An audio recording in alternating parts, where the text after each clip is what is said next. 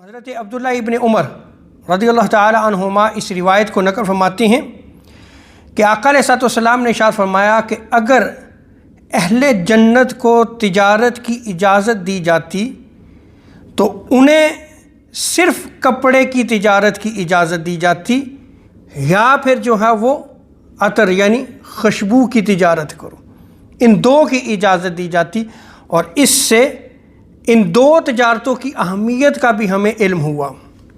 اور اسی طرح ایک اور روایت میں آتا ہے، حضرت انس رضی اللہ تعالی عنہ اس روایت کو مرفوعاً نقل کرتے ہیں کہ اگر جنت میں تجارت کی اجازت ہوتی تو لوگ کپڑے بیچتے۔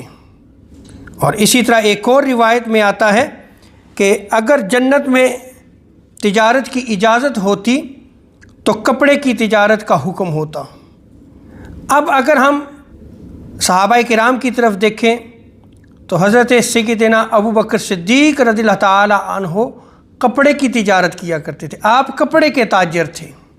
اور تابعین میں اسلاف میں اگر ہم دیکھیں تو حضرت امام ابو حنیفہ رحمہ اللہ تعالی آپ بھی کپڑے کے تاجر تھے، آپ بھی کپڑے کی تجارت کیا کرتے تھے۔